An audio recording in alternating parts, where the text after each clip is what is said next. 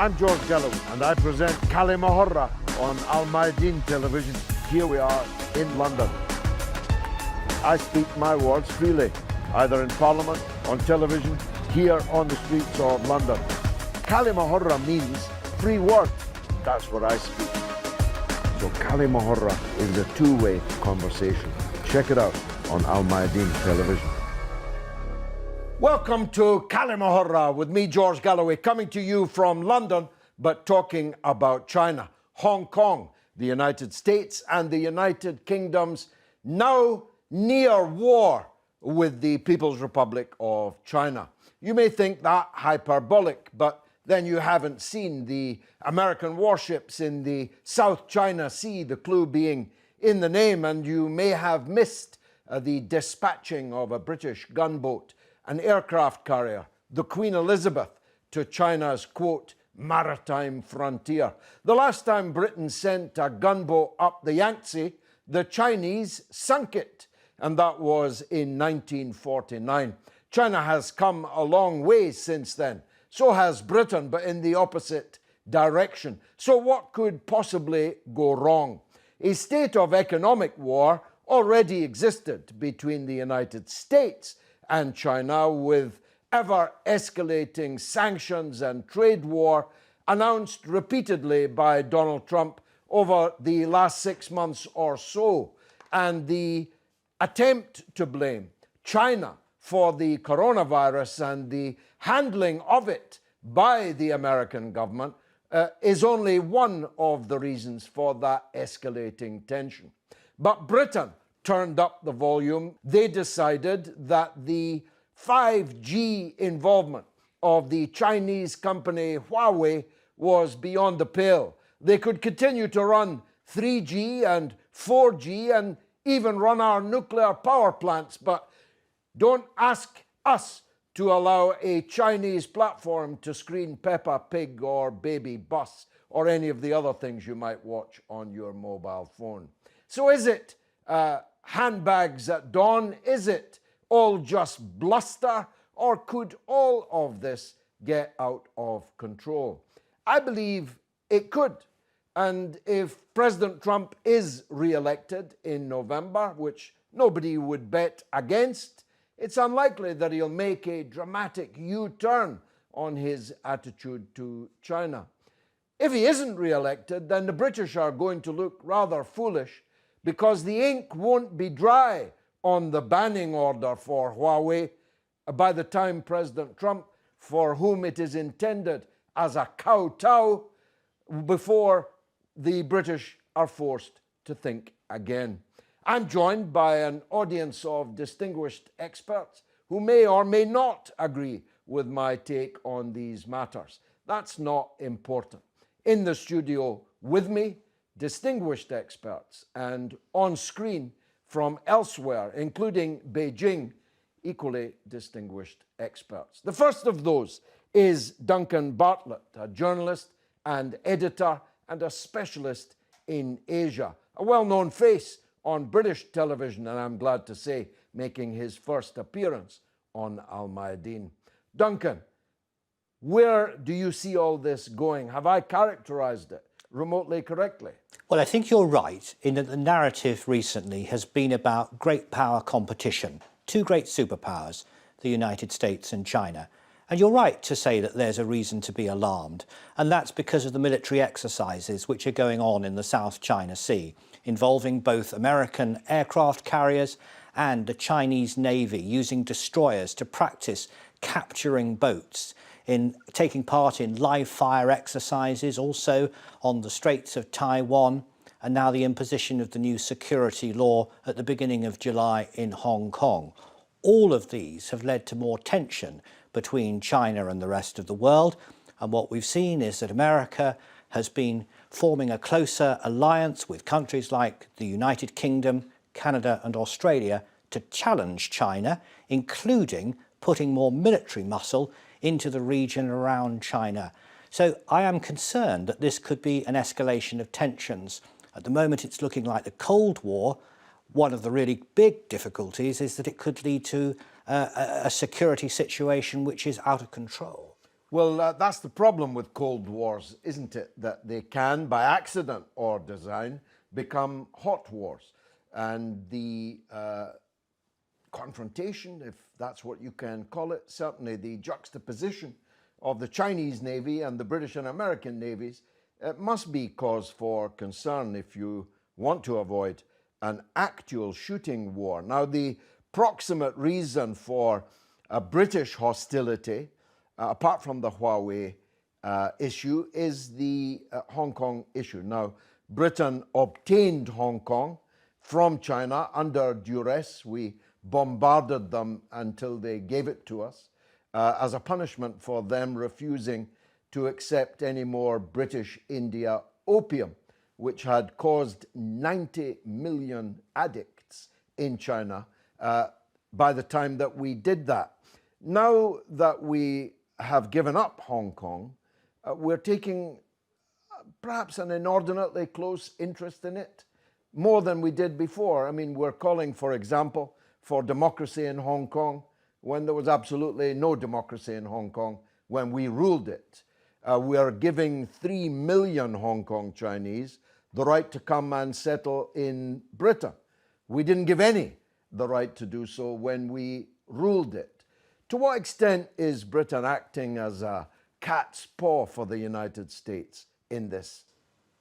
Well, what the British government says is that it is a matter of responsibility, that when Hong Kong was handed over to China in 1997, there was an agreement reached between the two countries, and part of that agreement would be that China would allow one country, two systems, and Hong Kong would be allowed a great deal of autonomy, including freedom of speech, freedom of assembly, and crucially, multi-party elections. China has restricted Hong Kong's autonomy.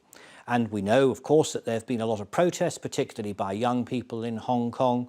And the response by China was quite slow, but it's led to the imposition of this new security law. America's complained about it, Britain has complained about it, and offered political refuge to about 3 million citizens from Hong Kong and their families. What's interesting, though, is politicians of all types in a country like the United Kingdom recognise the importance of free elections, whatever their policies are. They are very keen on that, and so therefore only in some places, of course. they not in Saudi Arabia, for example. Saudi Arabia we can come to in a minute, but I mean what they say is that they feel an empathy with the democratic political system within Hong Kong, and that's why they have been so supportive of the pro-democracy movement. Just one last question. Do you think the British public and the Conservative electorate, after Brexit, which was quite often fought on the issue of mass immigration, are ready for 3 million Chinese immigrants arriving here? What are they going to do? Where are they going to live? How are they going to work? Well, the British government expects them to be an asset to society, and they point to the successful immigration of many other immigrants from Hong Kong in the latter part of the last century, many of whom established things like Chinese restaurants. This new wave of immigrants are likely to be highly educated and able to use their skills in a variety of different sectors, including things like fintech and healthcare and education. Reverend Frank Gelly, Anglican Christian priest, writer and peace activist and a regular on Kalima Horra. Welcome back. Where do you stand on this? You're a peace activist. Is this going to lead to war? Well, first of all, I want to say that I admire China as a great civilization. China has all the ingredients of a great civilization: science, technology, art, the art of politics, poetry, literature, philosophy, you name it. So what I'm going to say now is not aimed at in any way attacking the Chinese people, whom I admire, but my problem is with the regime, the Beijing regime. And you would not be surprised to say my particular angle is spiritual and religious. Now, because we are talking about Hong Kong, Cardinal Joseph Zen, who was Cardinal Archbishop of Hong Kong, and here I have his picture, he actually issued a fiery statement addressed to the Vatican. concerning a recent deal which they made with the Beijing regime over religious freedom. And he said, stop the murder of the church in China, because the new agreement actually entails that clergy have to register. There is a civil register which the regime is using to exclude clergy who are invidious to it, and also to limit the freedom of conscience of Catholics in China, which is something which the Catholic Church cannot tolerate. And Cardinal Zen is saying that this deal entails the creation of a schismatic church. The official state-recognized church will be actually a schismatic church, a church which denies the authority of the Pope, which is a benchmark of Catholicism. But I have to say, and George, time is limited, but it isn't just a question of the Catholic Church, but it's a question, I'm sure it's familiar to you, of the Uyghur people, a Muslim people in East Turkestan, in China, who have been persecuted in horrible ways. There is the question of Tibet, the persecution of Buddhists in Tibet, of Dalai Lama, a spiritual leader of Chinese or Tibetan Buddhists, who is actually, he's in exile, and he's not allowed to nominate his successors. There was a case of one of somebody nominated, Panchen Lama, a boy 6 years old, who was kidnapped and has never been seen again by the regime. And also the Falun Gong, which is an association of spiritual practitioners. They do breathing exercises. I used to contribute to Epoch Times, which was their London paper. I don't know if it still exists. And they are engaging in completely harmless spiritual disciplines. It's as if you were to ban yoga in this country. And, well, they've been subjected to appalling persecutions. I mean, people speak of organ harvesting of Falun Gong practitioners who were arrested in prison, and actually their organs were taken out to be harvested. Now, some of this may be a little bit exaggerated, I mean, the Falun Gong, but it is always terrible, dark record of the regime concerning the spiritual organizations, which I'm really quite shocked by, and I have to speak out against. Well, you've certainly gone through the whole Pentagon list of talking points, so well done squeezing them in to one contribution. That means, therefore, you are in favor of the confrontation with China. Not a confrontation which would entail the exchange of missiles or, God forbid, nuclear weapons. I'm not in favor of hot war. What about sending our warships there? Well, I mean, the good old days when Britain would send gunboats and teach the natives a lesson, they would all cringe and submit. They've gone. China is not that kind of country. It's not a country which you bring down to its knees by sending gunboats. Matters have changed. I mean, England today is a kind of, the English line is a bit toothless, let's be honest. But certainly I'm in favor of a strong system of sanctions and standing up to the regime. David Otto, you were a director of counter-terrorism and organised crime. Your MSc is in both of those subjects, but your interests include security, counter-terrorism, and so on. To what extent do you think there is a clear and present danger of rhetoric, such as we've just heard, escalating and feeding an escalation of actual conflict with China? I think, we've got to be able to move away from the mindset, thinking about the exchange of physical missiles and, nuclear weapons and, firing each other. This is no longer the First and Second World War scenario. We're already experiencing a war between China and the West. And this war comes in economic form, so this war is already existing. You've got a war that is existing about COVID-19, for example. This is a war because, there has never been a time in the history of mankind that I know, during my little time on this earth, where almost the entire planet is shut down by a virus. This is a war that nobody still has an understanding as to, the origin of this. So you're looking at a broken biscuit scenario where everybody is expecting the United States to push missiles and gunboats on the China Sea and China to exchange fires. No, that is not happening. We've seen an economic warfare already going on between China and the rest of the world. That is what is going to continue to happen. Not quite the rest of the world. Well, of course, yes, not quite the rest of the world. But, when we're talking about the US and the UK and China, of course, recently we've seen the banning of the G5 Huawei system in the UK. I mean, this is all an economic warfare. The US has insisted, because that it won't share any intelligence with the United Kingdom because they're part of the Five Eyes. They won't share any intelligence if the UK goes along with the 5G network with China. So it already tells you that we are already experiencing a war, but not of the type that we experienced during the First and the Second World War. So it's already going on. Why are we sending warships there then? This is a propaganda warfare, which is just a flexing of muscles.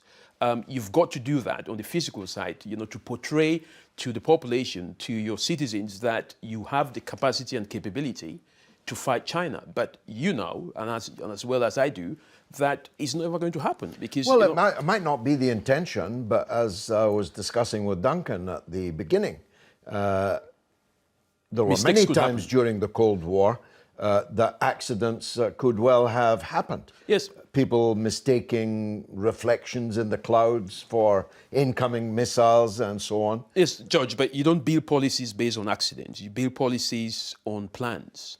You make plans. The UK doesn't have a plan to fight China. China doesn't have a plan to fight the United States. They don't have plans to do that because they know the impact of that. Now, where mistakes happen, mistakes will always happen. Accidents could happen, but those accidents will be managed in such a way that they will not escalate to the level that we're thinking of. These countries have the capabilities and capacities to destroy each other, and nobody wants that to happen. So I think what we should be focusing on is looking at the proxy wars which are existing between these states. Where are they fighting these wars? Who are the smaller countries that have been used? We've seen this in Africa, which I will talk about later on, where Chinese soft power and economic influence is threatening the presence of the United States, the presence of the UK. We've seen that there. We've seen China's influence being threatened in the UK, for example, as I mentioned earlier. And in a lot of areas, that is already happening. So I think we should be looking at the war, not from the perspective of the First and the Second World War, but from an economic and psychological perspective. We will come back to Africa later, I promise you that. Let's hear, though, from Beijing, where we have Dr. Huayao Wang.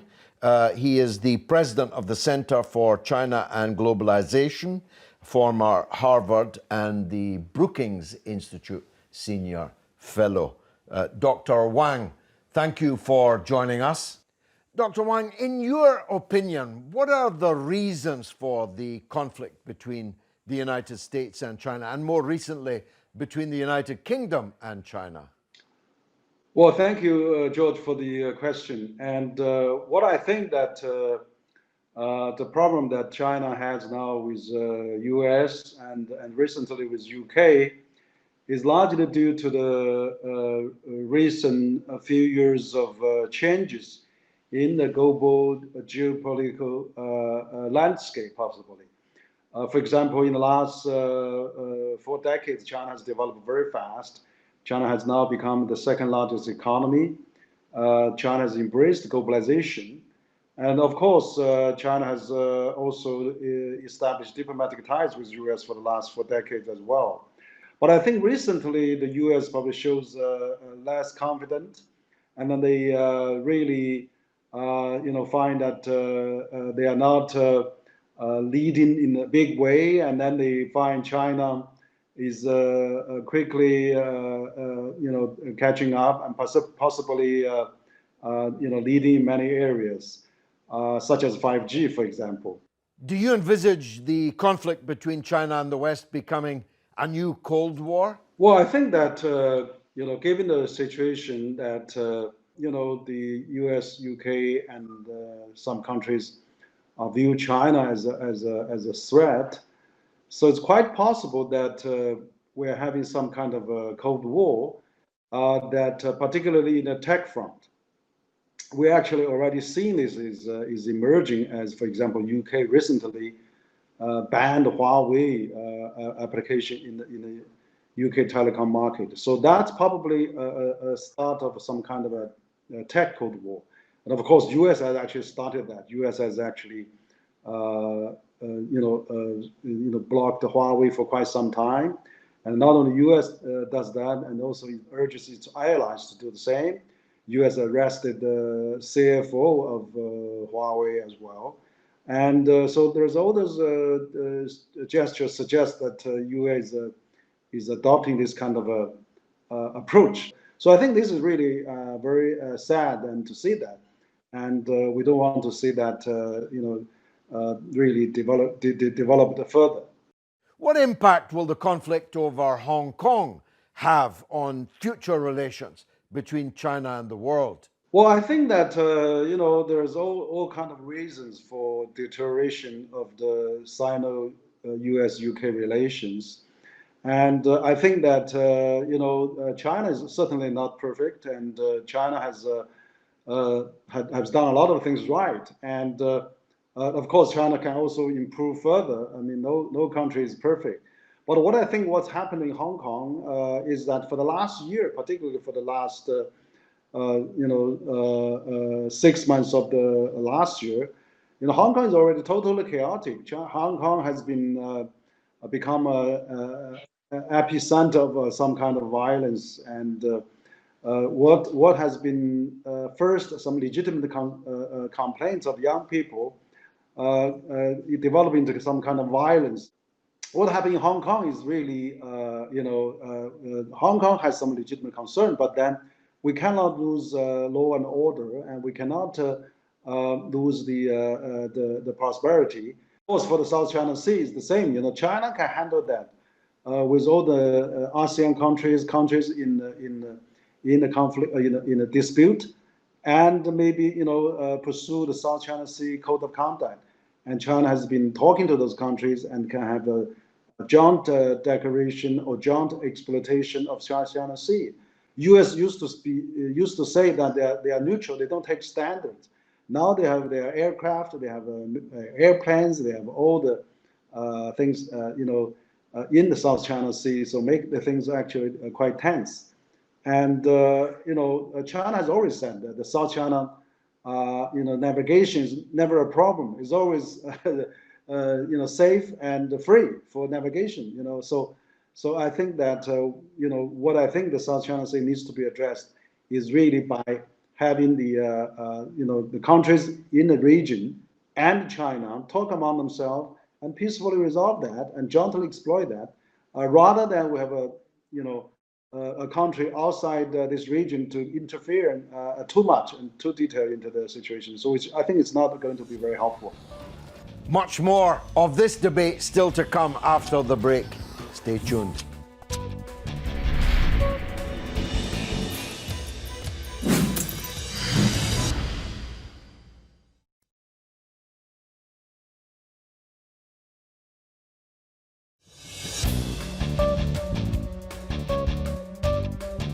You're watching Kalima Horra with me, George Galloway, on Mayadeen Television, talking about China, Hong Kong, the United States, and the United Kingdom, and the state of, at least, economic war, which now appears to exist, with the danger also of a shooting war.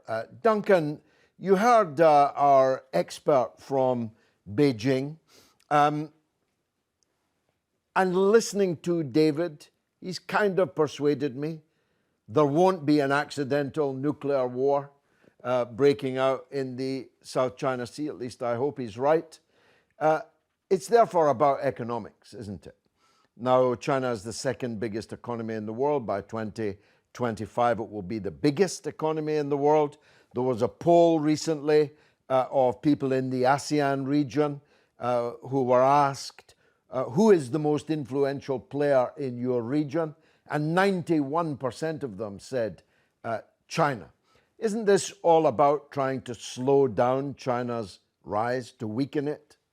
Well, you're absolutely right. One of the remarkable stories of the last 40 years has been the economic rise of China. For most years, there's been an economic growth rate of around 10%. It's slowed down a bit in recent years, but it's still growing rapidly. This year, though, the Chinese government has not set a growth target because of the impact of the coronavirus. And I think until very recently, many countries around the world, including the United Kingdom and Germany and even the United States, said, great, this means that more people are being lifted out of poverty, it means there'll be more business to do with China, there'll be more opportunities for investment and trade on both sides. Hallelujah, they said, more Kentucky Fried Chicken for the Chinese customers and more Chinese goods for sale in Walmart or in Marks and Spencer's. But then things began to change. In about 2012, when President Xi Jinping became the leader of China, there was a change of tone within China. It became more orthodox in terms of the way it interpreted communism.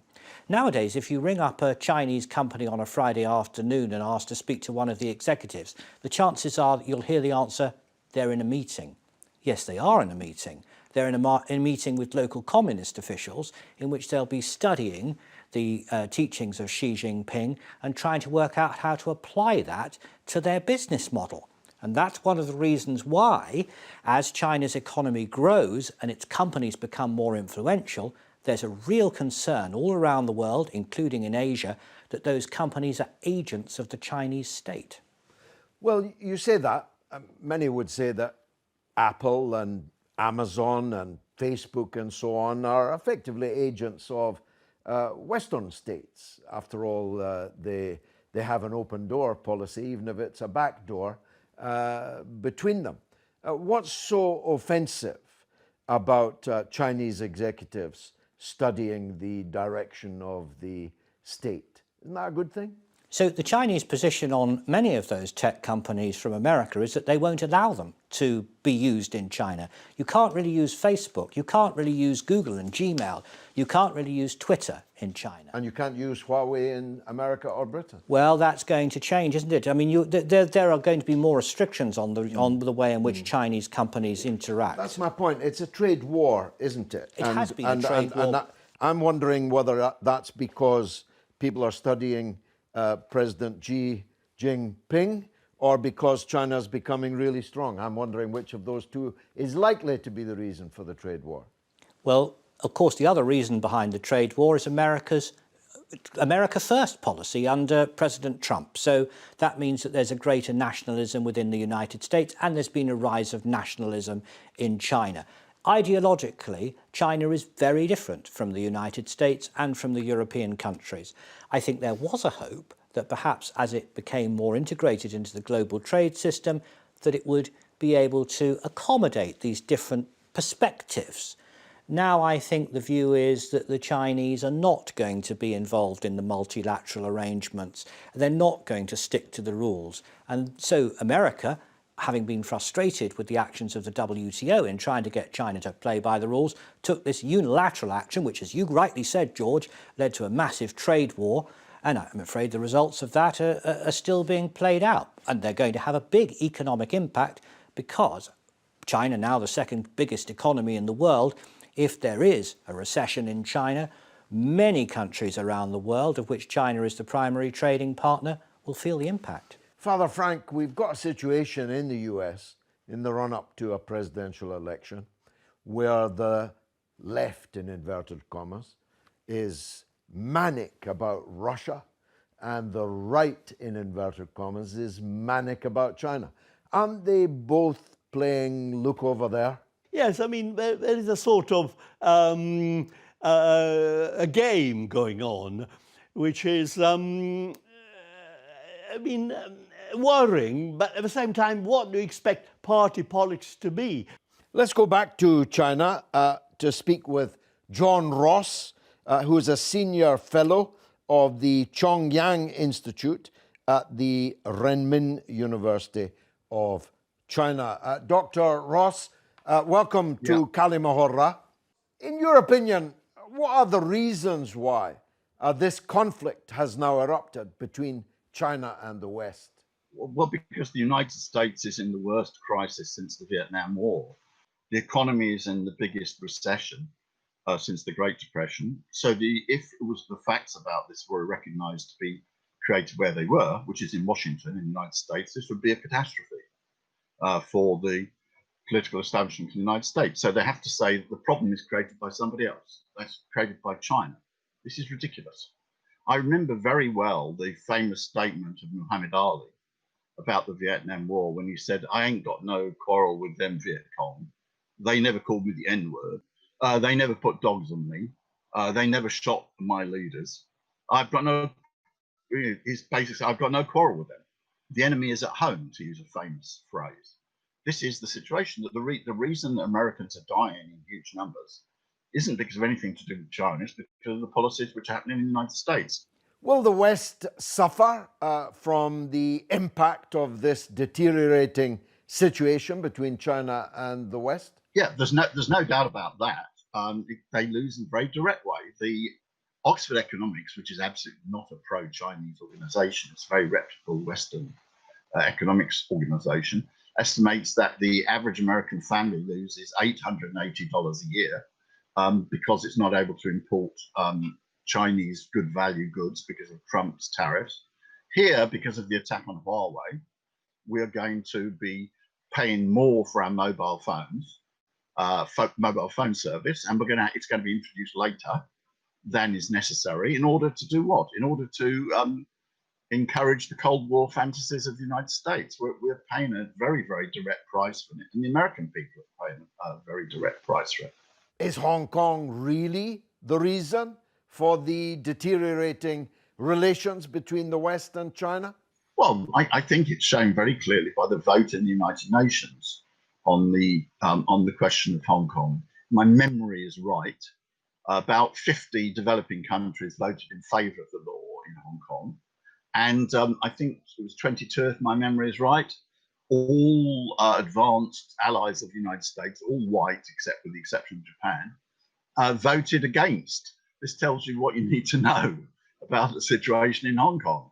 David, Muhammad Ali had a point, didn't he? He didn't have a quarrel with them Viet Cong.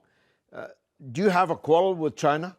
I don't have a quarrel with China because simply from the perspective of seeing the six from the angle of the nine, this is more about each country's sovereignty and each country's interest. Liberal democracy is not a God-given system of governance. I don't know, it produced Donald Trump. That should be imposed or wished upon each nation. If the Chinese administration, believe that, and successfully so, implementing their system of governance, which may not necessarily be juicy to the Western states, that is a matter for the Chinese nationals, to go to the polls and vote out the president for not doing that, for not actually implementing the liberal democracy from the West. I think what is important is to look at the way forward in terms of what happens with the issues that we're currently facing, the economic warfare, which has now been somehow translated, or to use that word, into some COVID-19, which has then exposed more the economic weaknesses of the Western countries. I mean, look at the way China has dealt with the virus. I mean, the argument is going to be that the virus began in China, so they had a better way of dealing with it than anyone else. But, it is not a secret that we have the capabilities, and when I say we, I'm talking about the Western states. We have the capabilities and the capacities, we have the intelligence that could have determined or could have predicted the COVID-19 even before it did, appear in China. That is what they are paid for, looking at, not just, when China is going to throw the next missile or the next nuclear bomb, but when a disease such as COVID-19 could be introduced into the society that would impact on the West. And that is what we've seen. The reason why the American economy, as the gentleman said, is struggling today, and the reason why the UK economy and many other economies, especially in Africa, are struggling today is because, there's been a disease or a virus that has been introduced that, You keep saying introduced. Are you implying that it was deliberately introduced? I mean, my philosophy has always been that, nothing comes into existence that has never existed before. If this is new, then it's been created by man. It's not coming from a natural animal, because these animals are not new animals. But viruses mutate all the time. Viruses do mutate all the time, but there is no evidence that this is a mutated virus. We've got, for every good scientific argument about this virus, there's equally a good argument against it. So you think China deliberately introduced this virus? I'm not saying that China deliberately introduced it, but if indeed it came from China, there's a lot of argument that it actually arose in different parts of the world. There's a difference between source and cause. A disease can come from China, but it doesn't necessarily mean it was developed by China. China is not just, it's not a closed society for Chinese only. So, even though it came from China, it doesn't necessarily mean that it could be introduced by anyone else. So I think what is important here, George, is for us to look at the impact that this war that we're experiencing today, the economic war, the psychological warfare on China's relationship with the West and the West relationship with China, which has been impacted by the very smaller nations. I'm not talking about the big ones, because the UK, the US, they've got things under control. I mean, I'm not talking about the virus too, because they don't have it under control, but different areas, they've got it under control. What we're experiencing is two big elephants, or three or four big elephants fighting, and the smaller nations are the ones actually being impacted by all this warfare that is going on. Let's hear from Professor Michael Dutton, he's the author of several books on China and teaches at Goldsmith University in London. Professor, welcome to Kalima Horra. Right. Professor, some have described the current situation between the West and China as a new Cold War. What's your interpretation of that? I think it's been building up for quite some time. I mean, as China's risen as a power, I think there has been more and more tensions with the West. I suspect the UK has been drawn into this largely as a result of the United States. The specificity of the UK entry, however, is related to UK history. And of course, it goes back to Hong Kong. How do you think the upcoming US election is impacting all of this trouble between the West and China, and what the impact is likely to be on UK-Chinese relations? In terms of the US, I think Donald Trump will do basically anything to sort of advantage him in the forthcoming election. And I think they've basically made a decision among the Republicans that the trade war with China would rate well and would put them in a good position. So I suspect the American position is largely predicated, at least on the Trump side, in terms of his re-election. I think that Biden has responded to that in a different way. And it seems to me that in the United States, at least, this seems to be a war of inflation. Who is more anti-China than who? Which is crazy. But let's leave America aside. The British situation, I think, is far more complicated. And I think Britain's situation, it seems to me, is basically really bizarre in some respects, insofar as the argument around Brexit was that we want our sovereignty back. It seems to me that in a sense, particularly moves around Huawei and so forth, are in a sense giving sovereignty to the United States in certain key areas. So I think Britain has been brought into this partly as a result of its own history as a colonial power, which basically ran Hong Kong right through to 1997 until the handover. So they feel they have an interest there. But the general picture, it seems to me, is basically America pushing in a Cold War with China. In your view, who are the winners and who are the losers if this conflict between the West and China continues? I think if this Cold War builds around trade, I think there are no winners. There are only losers, and it's the degree of loss. I can't see it being of any benefit to anyone, really. I think it'll just make things infinitely worse for both sides. I think it's particularly troubling at this point in time.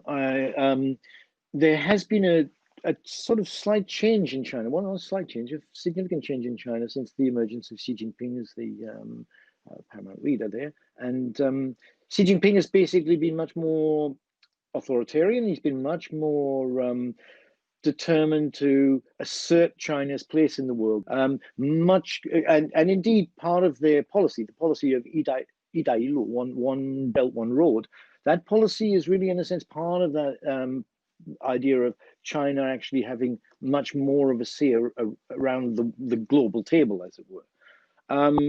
I think that that's been a significant change, which is then, in a sense, really partly accelerated the dispute with the United States, but it's not the main reason for it.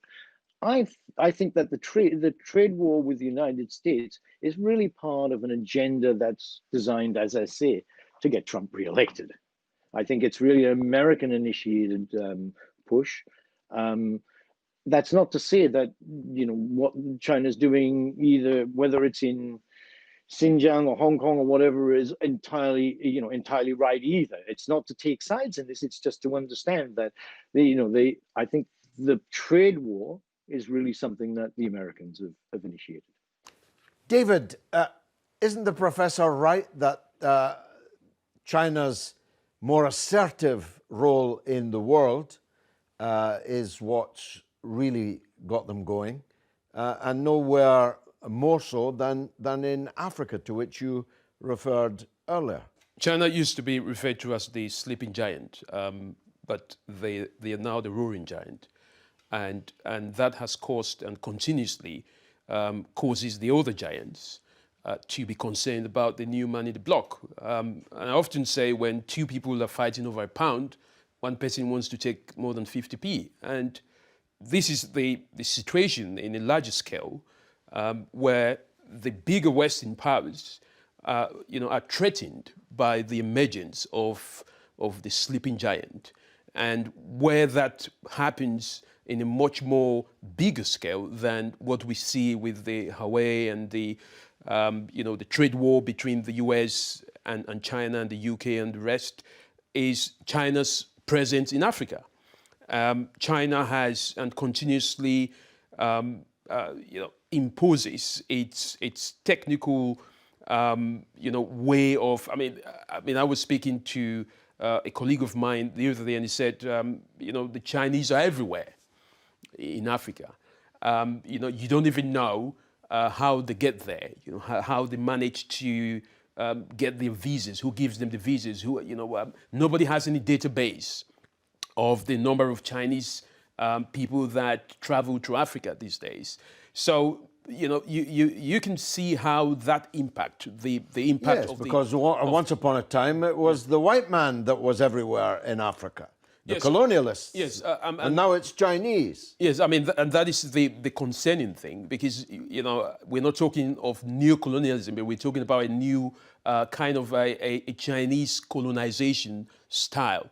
But that is up to the African countries who have gone through the Western colonization to be able to recognize how this relationship with China should actually be dealt with. Of course, African countries are no longer the same like they were before the 60s. But of course, you still have the presence of the West, the influence of the West within African states. And that is why I did mention that what we're experiencing today is a proxy war between China and the West, rather than a Cold War. The days of Cold War are gone.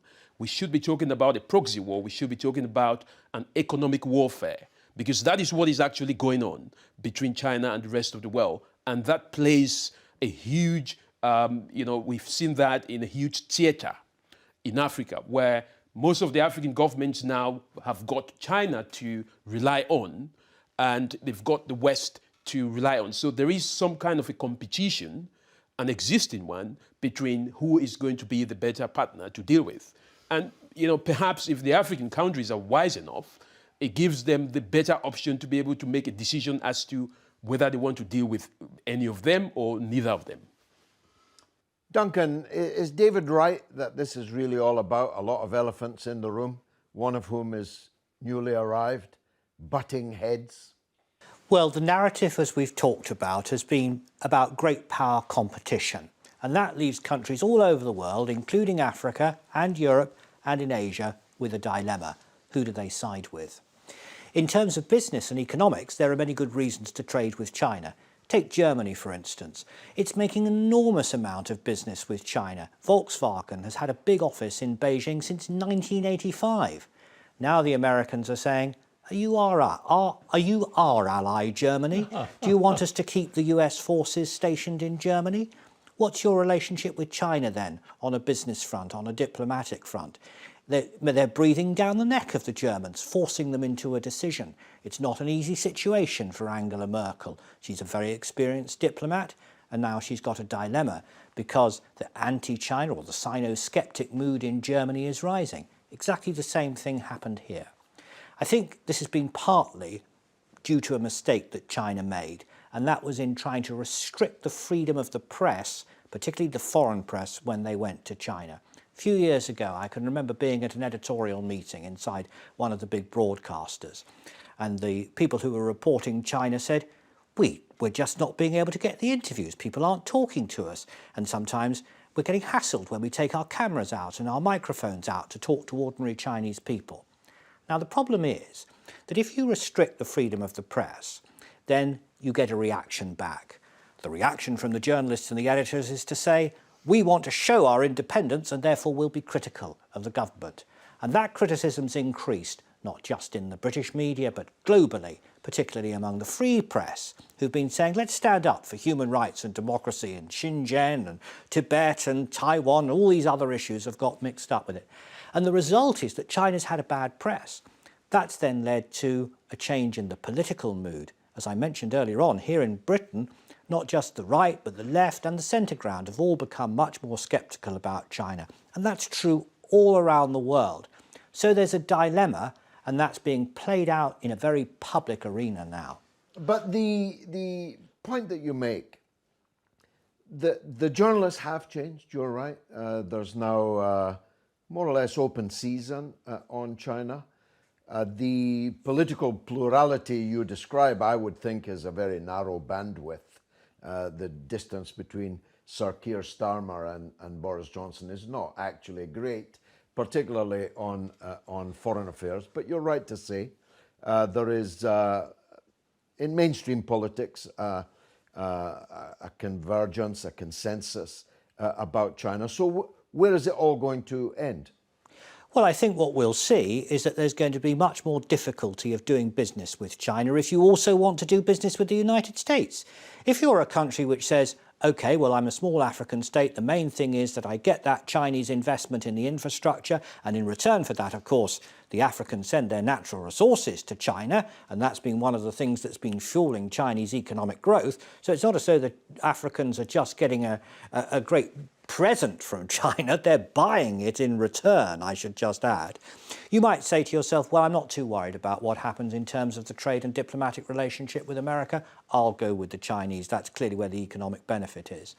But if you're a liberal democracy, and that's across a whole range of different sorts of political systems across Europe and Asia and so on, and you want to stay friendly with the United States, the world's biggest economy, the biggest military, 4 times bigger than the Chinese military, then you're going to find it much more difficult to have that open, friendly relationship with China at the same time. The Americans are saying, you're going to have to make a choice.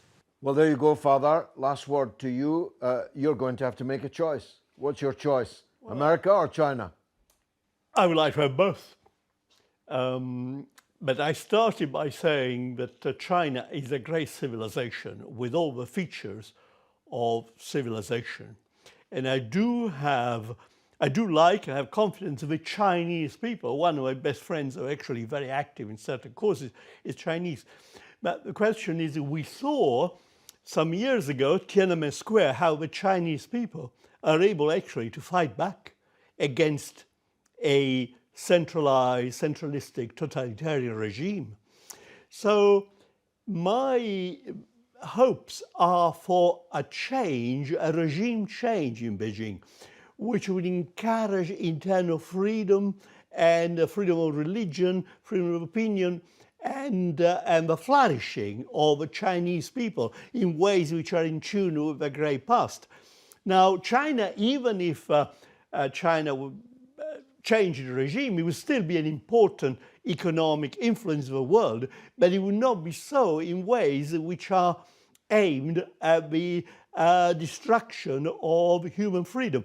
You know, there is a quotation I love. There is one Chinese leader, communist leader, who said, "A white cat is a black cat if the party says so."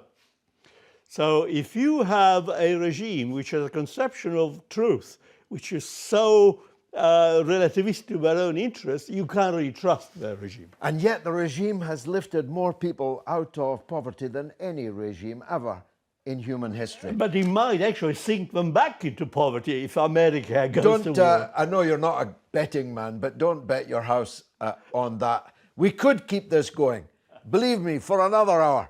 But alas, that's the end of the show. I've been George Galloway. This has been Kalima Horra. Thank you very much for watching.